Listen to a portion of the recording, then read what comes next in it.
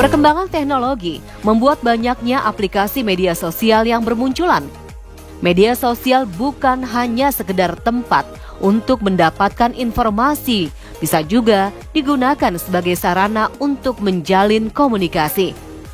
Tapi tahukah Anda, media sosial sudah menjadi tempat bagi sebagian orang mencurahkan isi hatinya. Sebentar-sebentar, update status, terkesan sedang ingin mendapat perhatian seseorang. Bahkan muncul istilah media sosial mendekatkan yang jauh dan menjauhkan yang dekat. Lantas, benarkah media sosial merubah perilaku seseorang? Dan bagaimana cara mengatasinya? Dr. Darmawan, spesialis kedokteran jiwa, akan memaparkannya untuk Anda di segmen kali ini. Yuk kita simak. Ya, jadi faktor biologi itu adalah fungsi otak, bawaan ya, misalkan sifat-sifat bawaan dari orang tuanya ya. Kemudian kalau misalkan psikoedukasi itu yang membentuk dia punya psikologi dan juga edukasi yang dia dapat selama tumbuh kembangnya dia ya. Jadi dia sekolah ya, lingkungan itu sosial budaya itu adalah lingkungan di mana dia itu tumbuh dan berkembang. Di situ akan mempengaruhi juga dia punya pandangan dan dia punya perilaku, dia punya sikap seperti itu yang membuat nanti tercermin di dalam tindakan-tindakannya dia. Nanti dari perilaku itu ya berhubungan dengan konteks lingkungannya, pengalaman-pengalaman hidupnya, itu nanti dia akan melihat bahwa dia nantinya mau kemana. Dia harus menemukan tujuan hidupnya yang bermakna buat dirinya dia. Seperti itu tuh yang membuat orang nanti mulai memikirkan tentang tujuan hidup. Nah, banyak orang memang hidupnya cuma dijalani begitu saja sehingga dia tidak sempat atau tidak pernah memikirkan atau merenungkan sebetulnya tujuan hidup dia untuk apa. Kemajuan teknologi membuat kemudahan untuk mengakses banyak media sosial, mulai dari mencari informasi atau bahkan melakukan transaksi dengan berbelanja. Lantas apa ya pengaruh media sosial bagi perubahan sosial seseorang? Kalau misalkan kita bicara perubahan perilaku seseorang lewat media sosial, itu yang sering adalah yang paling bahaya membuat orang menjadi adiksi, ketergantungan sama media sosial. Dia setiap saat ada dorongan untuk ngecek dia punya apps media sosial. Kalau dia nggak ngecek, dia merasa ada yang kurang, dia gelisah, dia sampai nggak bisa konsentrasi. Yang membuat orang berubah lagi sikapnya menjadi lebih konsumtif. Karena di media sosial banyak sekali sebetulnya dagangan, jualan. Sehingga dia terpengaruh, lalu dia menjadi lebih berani mengeluarkan uang mengikuti iklan atau endorser dari influencer-influencer. Lalu kemudian juga membuat dia itu menjadi dapat informasi yang mudah mendapatkan hoax. Dari media sosial itu kan banyak informasi-informasi ya, sehingga kalau dia yakini langsung tanpa dia cek dan recheck, atau mungkin dia waktu ngecek lagi tetapi ngecek melalui media sosial yang digunakan yang sama untuk menyebarkan hoax itu, dia bisa terhasut. Ya, nah, jadi pola pikirnya berubah, melenceng.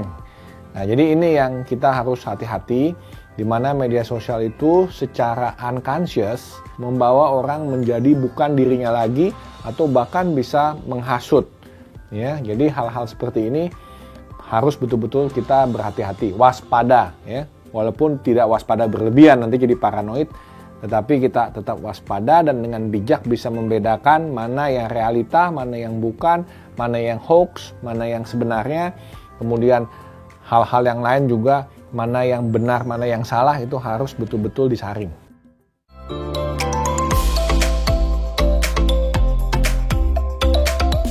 Saat berkumpul bersama teman dan juga keluarga, tak jarang banyak yang sibuk dengan gawainya, menjauhkan yang dekat dan mendekatkan yang jauh. Hal tersebut terjadi akibat sibuk dengan media sosialnya masing-masing. Lantas bagaimana media sosial bisa merubah perilaku atau bahkan membentuk perilaku seseorang?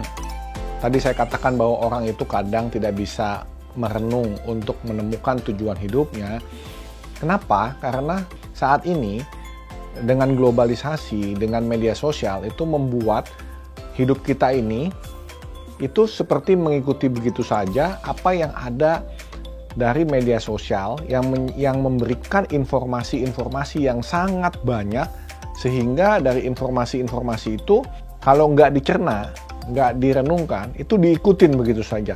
Akibatnya ditelan mentah-mentah informasi itu dan akhirnya membentuk perilaku masyarakat, individu sesuai dengan informasi yang diberikan melalui media sosial tersebut.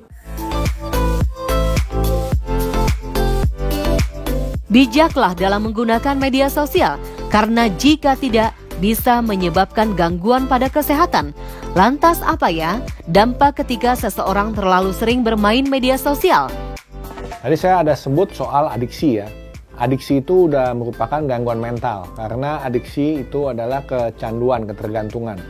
Jadi ada kriteria-kriteria adiksi. Salah satunya tadi, kalau dia ada dorongan, dia tidak bisa lakukan, dia tidak bisa tahan, sehingga dia merasa tidak nyaman, merasa tidak bisa konsentrasi, bahkan bisa sampai misalnya emosional. Kemudian juga kalau misalkan dia sudah adiksi, waktu yang dia perlukan untuk menggunakan media sosial itu makin lama makin panjang, jadi dia habiskan waktunya itu sampai seharian untuk media sosial saja, ya. Seakan-akan pekerjaan yang lain dia abaikan.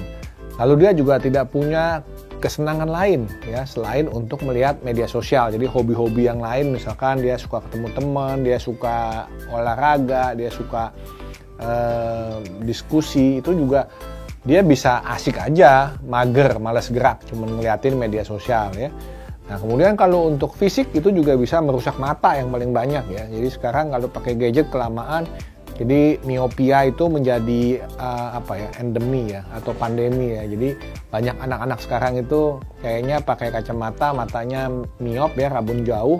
Itu kayaknya sudah normal, sudah biasa ya. Itu pengaruh tuh ke masalah fisik kayak gitu. Apalagi misalnya sebagian pasien-pasien psikiatri ya, sekarang yang muda-muda itu ada yang mengalami anoreksia nervosa. Jadi dia tuh merasa kurang kurus ya. Jadi banyak anak muda belasan tahun, teenagers itu yang kita rawat bersama dengan penyakit dalam karena dia mau makin kurus.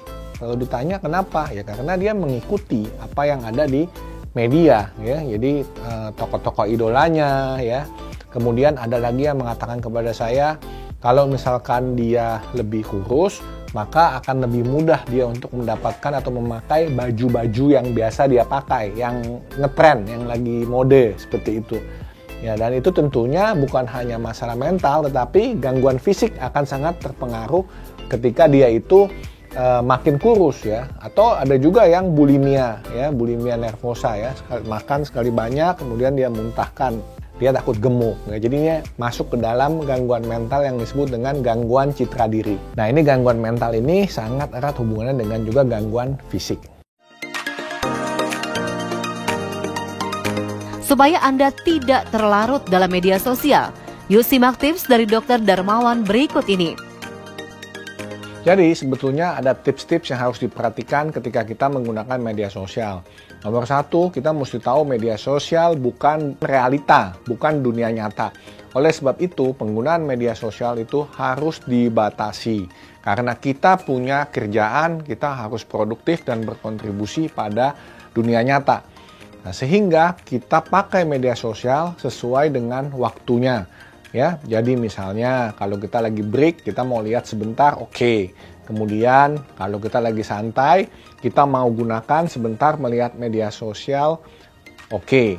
Tetapi menghabiskan seluruh waktu luang kita juga untuk melihat media sosial itu tidak oke. Itu satu, kalau kita melihat media sosialnya. Yang nomor dua, kita sendiri misalnya posting sesuatu di media sosial. Kita harus sadar tujuan dari posting sesuatu itu harus bermanfaat, bukan hanya sekedar untuk pamer misalnya, untuk mendapatkan tanda love atau tanda jempol ya, sehingga kemudian mendapatkan kepuasan dari itu.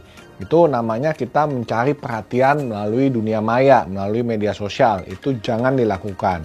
Kemudian kalau kita mau posting sesuatu, kita mau menyampaikan sesuatu, kita juga harus dengan bijak.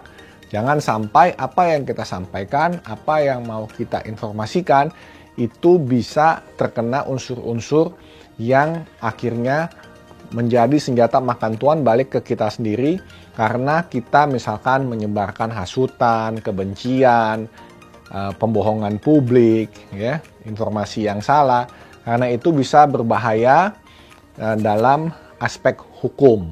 Ya, jadi kalau kita menggunakan media sosial, kita harus perhatikan hal-hal tersebut sehingga kita bisa menggunakan dengan bijaksana. Saya Dr. Darmawan Ardi Purnama, spesialis kedokteran jiwa untuk Hidup Sehat Plus.